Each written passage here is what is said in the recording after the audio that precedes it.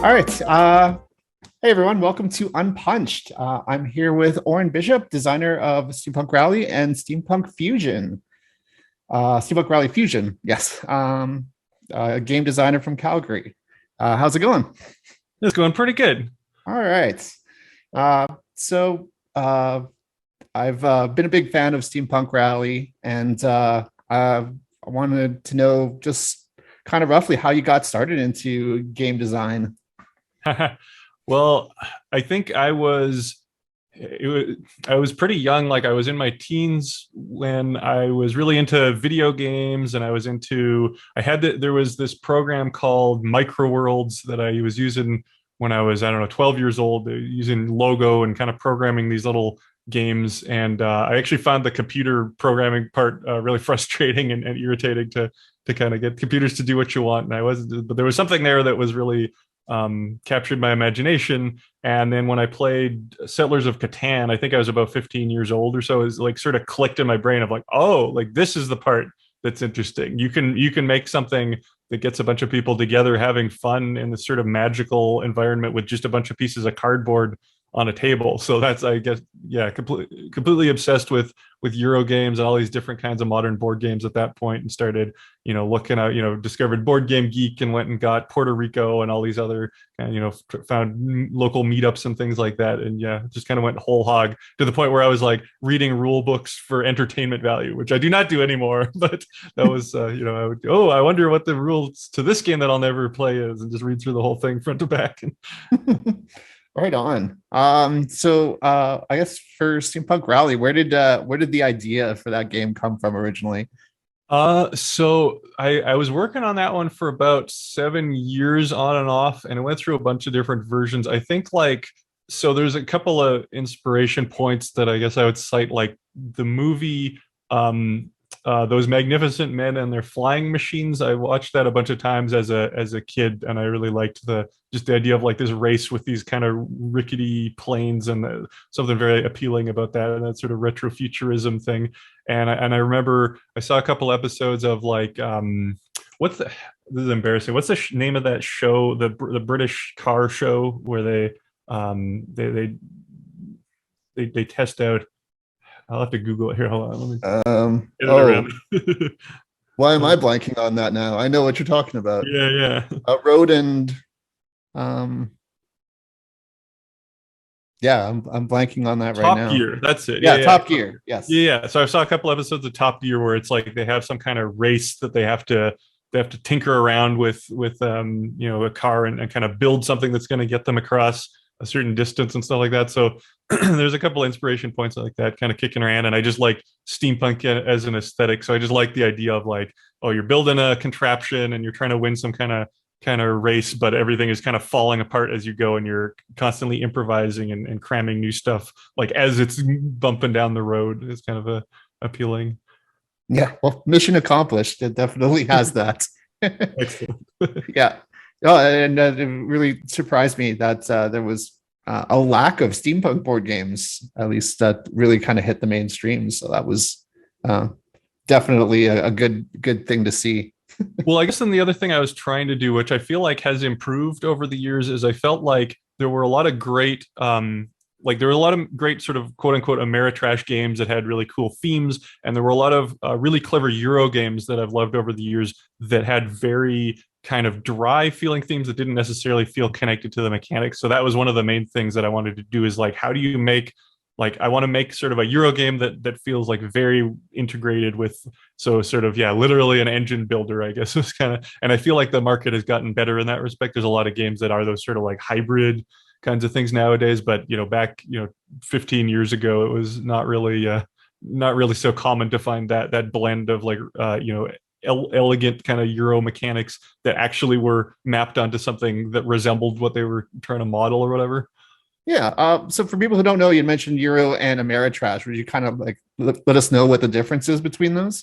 Yeah, I don't know how relevant the terms are nowadays, but I heard that a lot back in the day where it was sort of, a Euro game was thought of as these sort of elegant European games that had very limited rules, very elegant, small, minimum number of rules possible, or even if they had a lot of rules, it was all in service of like how to be, strategically interesting and create all these kind of puzzles. Whereas the Ameritrash games were much more focused on just how do you put across a theme and make it feel evocative of what you're doing and the story that it's telling.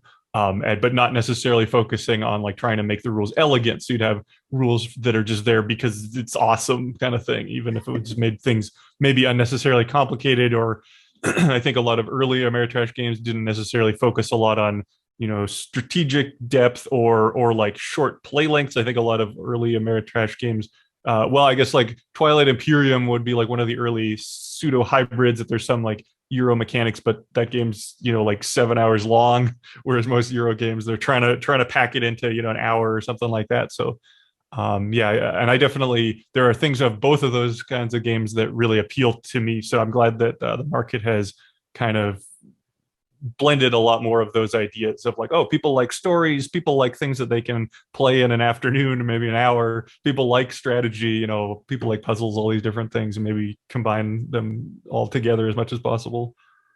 Yeah, I feel like it used to be kind of like a slight insult to Americans ripping off ideas from these classic European games, and slowly has evolved into sort of a badge of honor. Absolutely. Yeah. So kind of going back to you've been a fan of a lot of these board games, and you started really getting involved into discovering new ones on different sites and meeting up with new game groups. Where did you feel like you wanted to kind of push this into more of a career type goal? When did that happen? Well, it was just, to me, it was really obvious that this was like the thing that I'm sort of most passionate about. I went and wrote, like, I found this program in Waterloo that sadly doesn't exist anymore. It's called Independent Studies. It was around since the 1960s, I believe. And it was, you go and write an undergrad thesis, which is a little unusual. You basically pick any topic you want. And the people that went through this program, it was very diverse. Like there was someone I knew that did like the history of the lawn, and that was like a whole thing. And then somebody else did some kind of heavy quantum computer project. It just all over the map.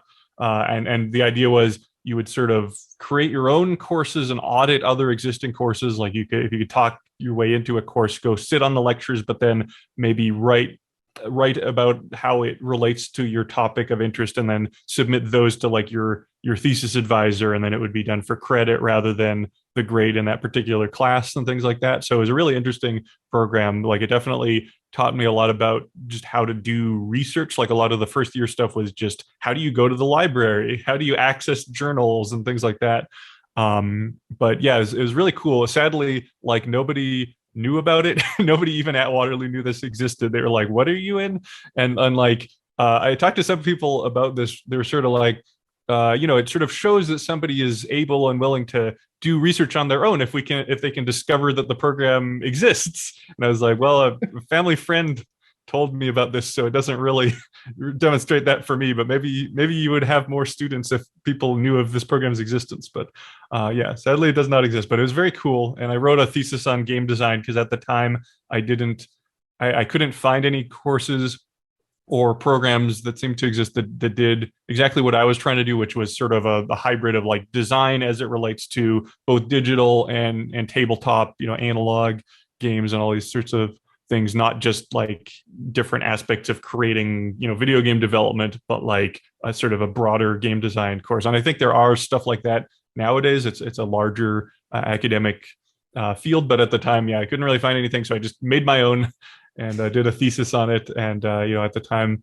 I had well, I don't know if this is like throwing shade. I'd sold a game to Steve Jackson back in 2007 that has still not come out. Every few years he tells me I really want to publish it. It's really cool. I have my doubts at this point, but it's somewhere locked in a chest, and it'll be released at some point. Yes. Yeah. Hey, he gave Yeah, me so $1,000 American, so I can't sneeze at that. yeah, yeah. I did get to play a game with Steve Jackson once, and the 8 Minute Empire, and he proceeded to school me on how to play that. Nice. It Those was games are it was cool. it was an honor to get completely decimated by him. Fantastic. Yeah. Yeah. So afterwards, you had started teaching at Mount Royal, right? The Yeah, game yeah. design course. I taught a few semesters of like a continuing ed course at Mount Royal in Calgary. It's yeah, I guess it's Mount Royal University now. It used to be a college, but yeah, I taught a continuing ed course there. It was difficult to drum up students, like it was unclear exactly how one advertises something like that, and they had a lot of rules about like you can't have posters up on campus and you can't do this and that. So it was difficult to actually get people in it. I think the people that went through it liked it. I got a lot of positive feedback, and yeah, it was a lot of fun to do that. And I've made some lifelong friends, I think, through that course. But yeah, sadly, kind of stopped doing that. I would love to teach more design at some point. I think it was a lot of fun, but um, yeah, yeah, definitely met some really cool people through that. One of which is in my very first year was Glenn Dresser, who did the what's it called? Transcontinental, right? Transcontinental, yes. Yeah, I backed that. I'm very excited to get my copy. Yeah, yeah. It's a phenomenal game. Another Yeah, Alberta design game that wears its Canadian heritage on its sleeve. heck yeah. Yeah. So yeah, highly recommend looking out for that one. Yeah. So were you teaching mostly like just the theories behind game design, both video games and board games? Yeah, I was kind of trying to give people so with my course I was sort of trying to give people a baseline of sort of thinking in the right modes, I guess. Not so much like putting across a bunch of information, but more just getting people thinking in the mode of design. Because I think a lot of people don't necessarily, even if they haven't done this, they don't connect the dots of how much crossover there is with like video games, board games, and all these different things. It's like being able to look at a game and break apart, oh, here's like the resource economy that's going on, here are the decisions that people are being asked to make, here's how the theme is integrating with those parts, and here's like sort of the skeleton that you're building content onto, like getting people to sort of recognize those elements and be able to break it apart in games that they play or are trying to work on. That was kind of my goal. And so we would usually take, I think a lot of time we would take a video game and say, how do we make a board game version of this, as sort of an exercise of, you know, we're going to make a prototype and sort of get people used to iterating on a prototype, but also thinking about it in the way of like, what are the actual systems that are important? What are the, you know, feelings and thematic elements that are getting across through specific mechanics? And how do we break those down to like the fundamental mathematical parts that you could do with cards and dice and things like that, when you don't have the graphical, you know, fancy 3D sprites and things like that. Yeah. Yeah. No, nowadays it's almost like commonplace that every video game also has a tabletop version, and tabletops all have a digital version that you can play. Yeah, it's nice to see the tabletop space is so, yeah, it's so much more popular than when I started, for sure. Yeah. Yeah. You feel like there is I just like for adapting from video game to board game, do you feel like there is ways that you can kind of get across themes in those video games very clearly in board games? Like, is there common mechanics you like to use? Well, generally, so my philosophy, I feel like this is kind of a controversial statement. I feel like every meaningful decision in a game is basically a type of, there's a term, triangularity, that Jesse Shell came up with, as good a term as any. And it basically means like, it's a push your luck decision where one of your choices is like riskier and potentially more lucrative than the other choice. And I think anytime that a game exhibits what we would call a meaningful choice, even if it's like an abstract strategy game with no luck or anything like that, it still exhibits some element of triangularity where you're having to push your luck in some direction, choose what you're trying to do. And I think the way that that connects to the theme, like almost every game that has a good, well integrated theme, there's some sort of like, there's a place where you feel like you're in the narrative making some sort of choice like this, where like I'm gonna push my luck and do this thing that like my character wants to do, and that's like mathematically represented in the choices that you're making. And I think that that's where that kind of gets married at its core. And it doesn't matter if you're doing that with dice, or you're doing that on a video game with a controller. It's like there's some sort of fundamental choices that you're making, and those are connecting to the theme of the game, and you can kind of translate that across any mediums. I think theoretically you just have to make some modifications of how you're presenting those things. Yeah, right. You also you did a podcast as well talking about IPs and how you would make them into board games. Yeah, do you check feel like it out. do you feel like there's any IPs right now that are just ripe for a good tabletop version? Yeah, so I made a podcast for a while. It's called the Wireless Game Adapter. I haven't made an episode in a while, but I enjoy the ones that are there. If you want to check it out, I think it's on Anchor and iTunes and things like that. Yeah. Question was, sorry, repeat the question. It was the game. Do you feel like there's any IPs now that are ripe for a good tabletop version? Ooh, that's a good question. Are there video games now that are ripe for a good tabletop adaptation? Man, wow, that's a really broad question. I'll have to think about that a little bit, because there's so many good board game adaptations of a lot of different IPs. I feel like the industry in general does a lot better with that type of adaptation than, for example, doing movies of video games tend to not have a great track record, or even doing video games of movies is often, you don't have enough development time to do it justice. I feel like the board game industry in general has a decent track record of like taking this or that IP, and you just either can take your time with it, developing the mechanics, or there's some existing game that already is successful, and you can just sort of integrate an IP with it in certain ways. And I feel like there's a lot of quite successful efforts in those. I can't off the top of my head think of a particular one that I really want to see that doesn't exist, but that I'll keep thinking about that, because there's definitely probably something out there. Yeah, I think the show Severance is for a great board game adaptation. Absolutely. Worker placement. Severance would be an awesome board game for sure. Yeah, like some kind of a hidden role card game, maybe. Yeah. I think there is an Orphan Black board game. That was another one that I was thinking of that came out, but would be another really great IP. There's quite a bit of modern day ones that are really neat. Yeah, absolutely. Yeah, I need to thinking about that question. Go ahead. Yeah, feel free to chime in if you think of anything. Let's talk about like the board game community. So here, okay, I got one. All right. I think, were we saying video games or any media? Any media, any IP. Yeah. I haven't seen a really good adaptation of Jurassic Park. I would love to see. There's some games that have come out that are sort of doing, you're building a dinosaur island, and you're some sort of dinosaur park that are, either licensed or non-licensed. And I haven't played all of them, so I don't know for sure. But I want to see one that's actually really embracing, like, just you're escaping dinosaurs. All hell is breaking loose. There's dinosaurs everywhere, and you have to get away. But like also integrating that theme park feel somehow. Where maybe you're like building something up, and then there's just dinosaurs all over the place. I've never seen that. But if somebody wants to. Yeah, if somebody wants me to design them a Jurassic Park game, I don't know how to do it, but I think it could be amazing. Nice. Yeah.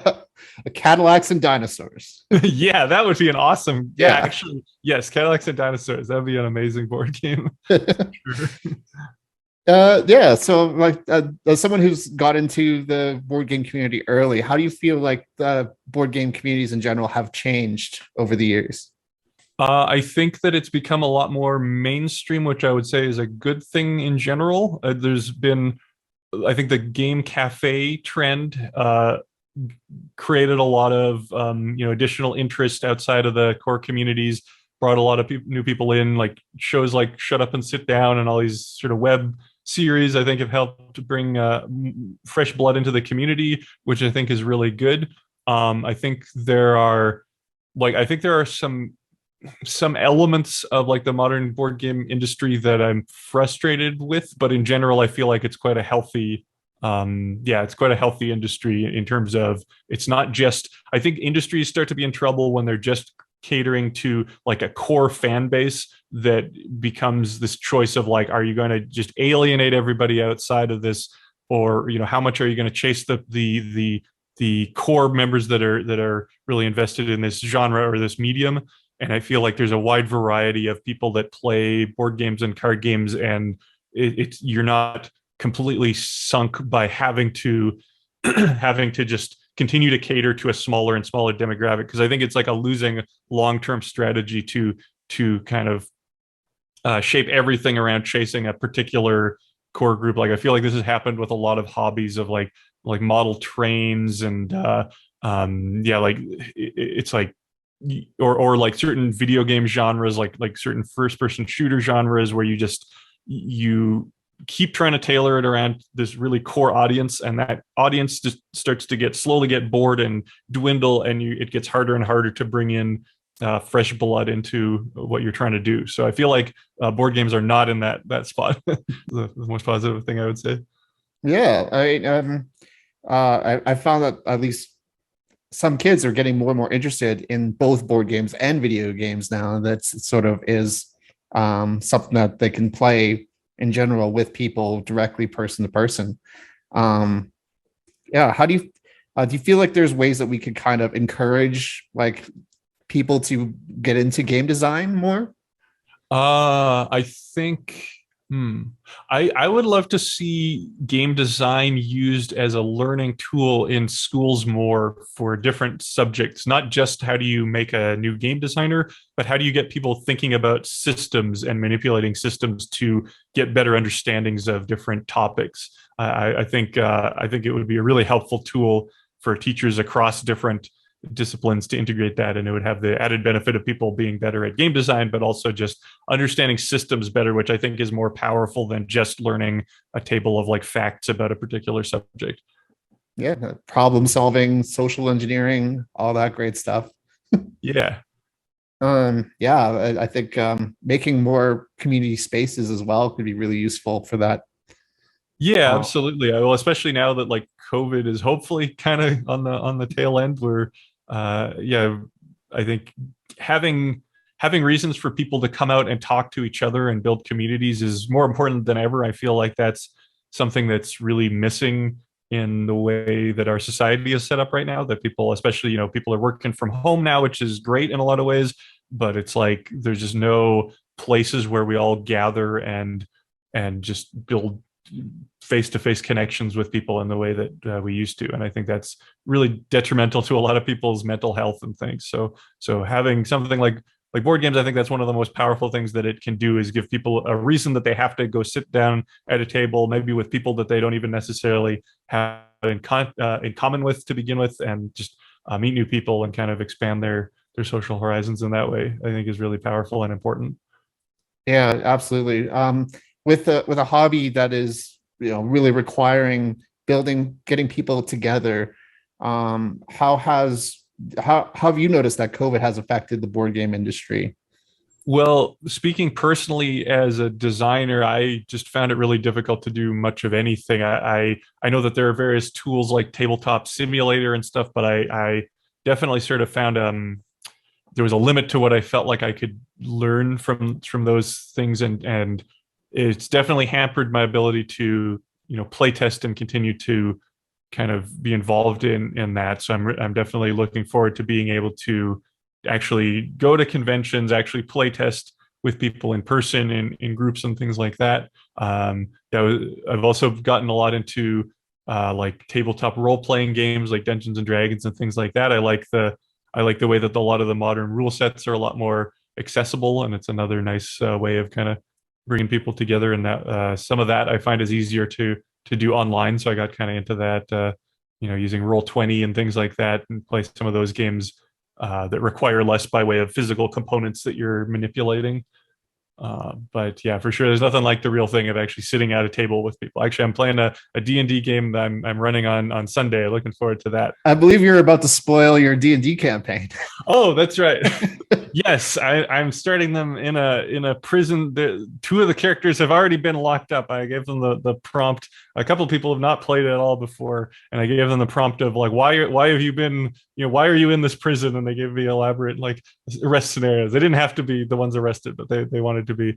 And then little do they know that during the trial, an army of bug people will burst through the ground and start the entire structure collapsing on everyone's head. There'll be quite a explosive start, I think. Oh, it's a mock trial. Exactly.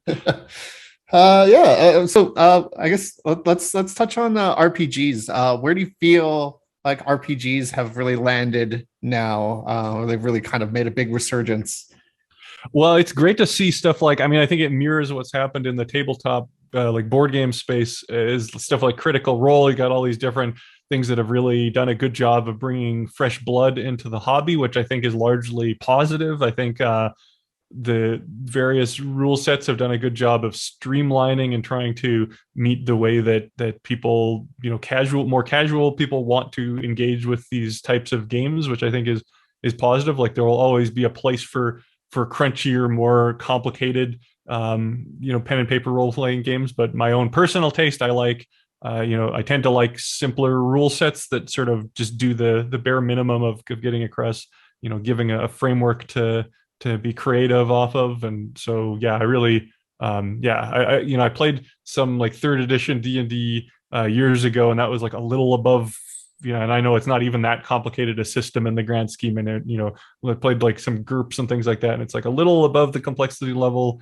that I want to, in that type of game. And yeah, I think like the modern games with like what are some examples like Kung Fu, or Penny, what is it, Penny for Your Thoughts, or there was a few really creative like indie games. There's that one with the candles. I'm terrible with names but there's all, or Dread. I love Dread. Yeah. Tower. Just like really creative little frameworks to build different types of stories off of. That's definitely my jam. Yeah. The simpler the base system is, the more you can tack on as you see fit, and you can kind of build your own from there. Yeah. Although actually the one that I've gotten the most into recently is actually a fairly complicated in the grand scheme, is Blades in the Dark. It's not as complicated as some like old school game, but it almost feels like a board game. There's like quite a lot of mechanics that are described in it, but it's a really cool system. Like it's very elegant. None of the rules are just there for fluff. It's all like everyone kind of works together in clockwork. It's a very cool system. Yeah, do you feel like there's a room for like a hybrid sort of RPG type board game?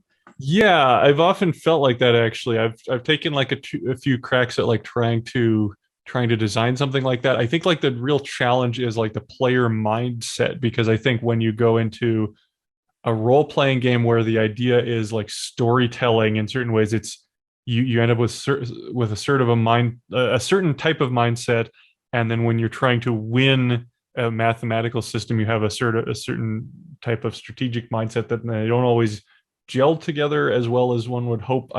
There's a game that it's not quite what you're describing, but like there's a game that I think you played of mine where it's like you're trying to create a TV show, and that's sort of trying to bridge that gap where it's mostly focused around storytelling, where you're describing the episodes of the show that you're creating, but there's actually a system underneath that is like a game. But it's sort of it's difficult. It's a difficult sell for that type of thing, because you're going to have people either saying, well, what little game there is too complicated, or it's just detracting from the storytelling, or I don't want to be spending all this time wasting time doing creative things. I just want to play this card game. And it's sort of I feel like it's maybe player mindset as much as anything else is like a big challenge with those. But I do feel like it's a big untapped reservoir of I mean, I love what is the name of that game? Above and Below. I love that series. A lot of that guy's games, really cool kind of hybrid of some of those ideas. And Gloom is also a really good mixture of both. Definitely. And like I do feel like some of that series of games like above and below is about 30% more complex on the Eurogame part than I would like. I wish that it was more streamlined, but it is really cool to have that decision of like, do I want to go and have a weird story event with the spider people, or am I going to harvest mushrooms? It's such an interesting kind of decisions that creates. Just another Tuesday, really. Yeah. Talking with the spider people. Yeah, so you were talking about a few of your prototypes. Where do you find you get a lot of your ideas for prototypes? For the most part, I just want to play games that don't exist. I think there's certain games that I think it's like, oh, I would like to play this concept, and it just is not a thing. And that's like, I'm for the most part trying to just create experiences that I don't have on my shelf that that I could enjoy. So that's really my main goal, I guess. Yeah, I think there's so many weird ways that we could take this hobby and hybridize different kinds of ideas. And yeah, I respect a lot of games that take chances in weird directions, even if they are not 100% successful. Just trying to chart out some of those new like what was that called? Was it Vast? Was that the name of the game? Yeah.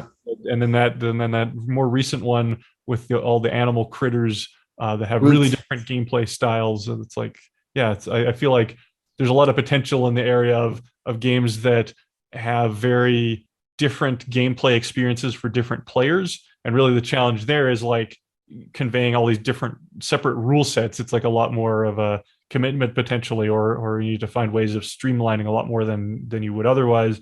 But I think there's something really powerful about being able to say like, I want to play this type of game and you want to play this other type, but maybe we could actually have fun together and do that together. Or there was a really cool game that came out on Wii like many years ago where it was sadly only like a 2-player game, but I thought it was so cool where you had one person with I think it was Wii U. So you had like the pad and you were spawning like an army of zombies. And then the other player was playing like a first person shooter, running around and like just like killing the horde of zombies that you were trying to capture them with. It was really cool. I would love to play more stuff like that. I think there was like a Fable spinoff along those lines that got canceled, sadly. And yeah, I just want to see more games like that because Yeah.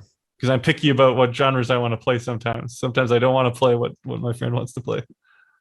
Yeah, I do admire that Vast found the one person in there for a dungeon crawl who wanted to play as the dungeon. Yep. Yeah, I want to be a dungeon. Yeah. Maybe there's 2 people then.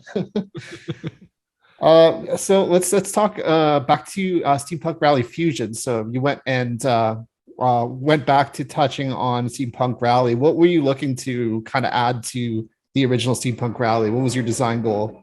Well, so I wanted to kind of emphasize some of the things that I like the most about Steampunk Rally. And I thought like I just sort of leaned into what I think makes it special. So like I could have gone a direction of just trying to, I don't know, simplify or integrate certain things in a way of like, I don't know, shaving off the rough edges. But I thought like the way I wanted to go is just lean more into what it makes it like Steampunk Rally. So I sort of leaned into, like weird abilities that interact with other players and things that there's a lot of mechanics in the game that incentivize losing parts off your machine, even more than in the first game, where you can build a really big machine, but the game is even harder, pushing you in the direction of just like throwing away stuff. And that's kind of the lesson that it's trying to teach you is like, don't be precious about any of the stuff that you're building.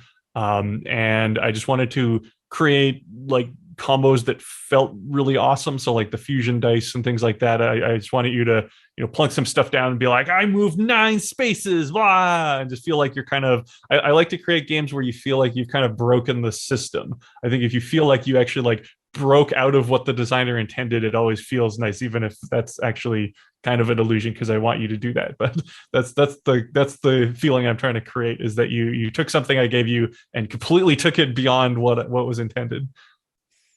Yeah, I do love those moments too. Through throwing a couple in my designs, and I still love when that happens and everyone gets excited. I'm like, this is crazy. I was like, yeah, it's good that you could do that.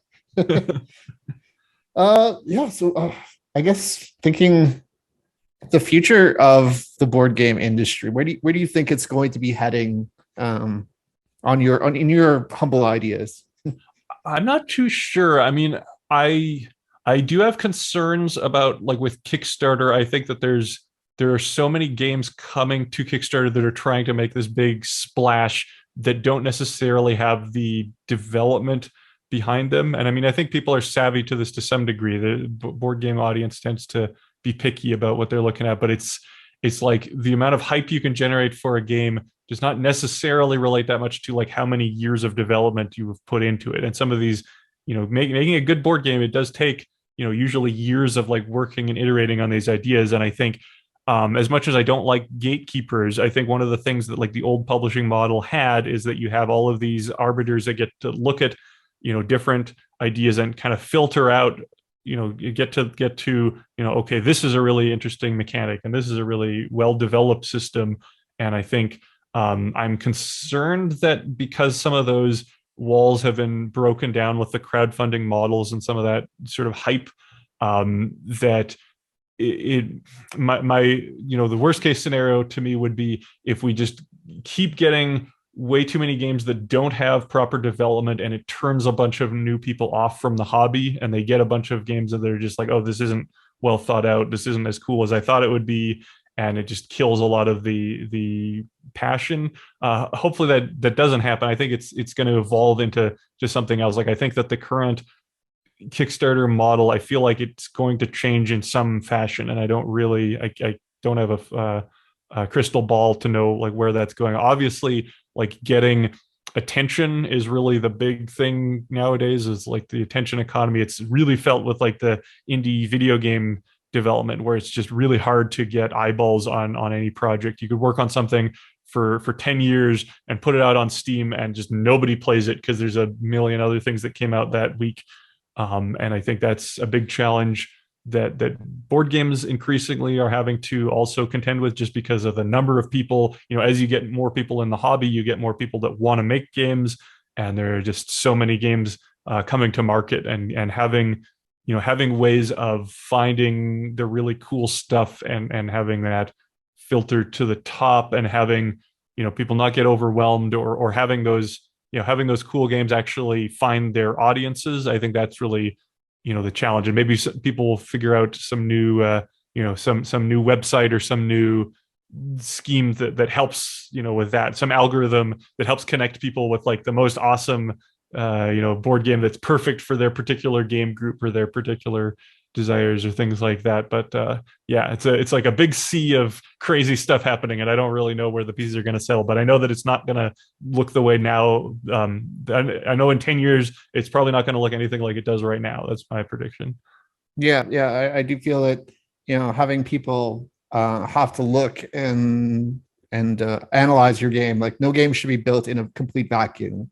That should be play tested with groups of people, and there should be a way that there's feedback to a lot of this stuff before it goes out there, and you're unable to do anything at that point. Yeah, the iteration process is really like 99% of the game development process. And I think that's one thing that I really respect about the tabletop industry that I don't feel like it's necessarily the case with video games. I think because of the number of things that need to go into digital games, there's you have to pick a direction and stick with certain ideas, because now you've paid millions of dollars to develop all these systems and things like that. And so then consequently, video games tend to play things a lot safer, because you just have to go with what works, or you try something new, but you have to kind of stick with your first idea with that. Whereas I think tabletop games have the immense advantage of being able to, you can rapid prototyping can also be useful in video game development for sure, but it's a lot easier to you can have a prototype of like your complete game with a board game, and then just actually play it out and just keep iterating and keep you tightening up different mechanics, or completely throw out systems, plug in new systems, and you can take it a lot farther. And I think consequently that's why you tend to see a lot more innovation in terms of game mechanics in the tabletop space, because they can actually afford to do that, and the publishers can afford to be picky about what new things they're going to publish, because you're basically handing them a finished game when they can look at it and say, oh yeah, this is a good game, and slap some art on there and it's good to take the rest of the way. Whereas with video games, you're starting with, the very beginning of like, I think it would be interesting if we do XYZ, and now you're immediately putting a whole bunch of resources into it. Yeah. Very different ball game. Yeah. Do you have any advice or tips for someone who's new to board game design coming with their first game? I would say just understand that when you come to, like, out of all of the playtest groups that I've been in, nobody has really cared if some new person's game was any good, because you expect an alpha game to it's not going to be polished. And you don't really care about quality. All you really care about is like, is this person receptive to feedback? Are they, reasonable to spend an hour with? And I think just getting something that you can put on the table, come out, put it in front of people, just see what doesn't work. Go in there with the mindset of like, if I walk away with this without a bunch of notes on how I can improve it, I wasted my time. So that's actually the goal, is you're trying to get ideas of how this can be improved. And just as early as you can, get something out there that's playable, even if it's just some core systems and, has Google image art or just some text or something. I think people spend way too much time, especially when you haven't done this a lot. It's like you get precious about ideas, or you get nervous that you're going to put out something that doesn't work. And I think just embracing that and just getting something out there and just getting into that mode of trying to iterate on ideas and throwing things at the wall and seeing what works is really, as soon as you can get to that stage, the better. Yeah, game design is a Jackson Pollock painting. Absolutely. Awesome. A co-op sort of Jackson Pollock painting. Yeah. Cool. That's about all the questions I have for you today. If people want to find out more about you and your blogs and your games, is there a link that they can go to? I'll give you the actual URL. Yeah. If you go to orinbishop.wixsite.com, you can find a list of everything that I'm trying to promote. Awesome. Cool. And come up with one more IP that needs a board game. Oh, it would be a good one. They should make maybe they have one. They probably have one from the original movie. They should make like a Top Gun board game. That'd be really cool. Just like I don't know exactly like what the framing would be, but I feel like you could make a really cool Top Gun game. Like it's really program movement or something. Yeah, you do some kind of simple like program movement with some cards, and then maybe you could build it out as some sort of like there's some sort of broader story going on where you're trying to train like maybe it's based on the new movie where you're trying to train like a bunch of cadets, and they all have like these different stats, but then like there's periodic points where you do like an actual training run, and then it's like played out with like this really quick card system, maybe some kind of like real time interspersed with some kind of like team building thing. I don't know. I think that'd be really that movie was surprisingly good. I have no particular emotional attachment to the Top Gun franchise. I think the first one was just like a fun cheesy 80s movie, but I was and I don't even care that much about like military stuff and planes and stuff, but I thought the Top Gun Maverick was just an excellent movie. It's surpassed my expectations. Yeah, I love that movie too. It was a ton of fun. Yeah, all right. Well, yeah, thanks for coming to Unpunched Movie Review. Awesome. Thanks a lot, Orin, for being a part of this. It's great having you on board. Yeah. And thanks everyone for watching. Hope you enjoyed. Bye.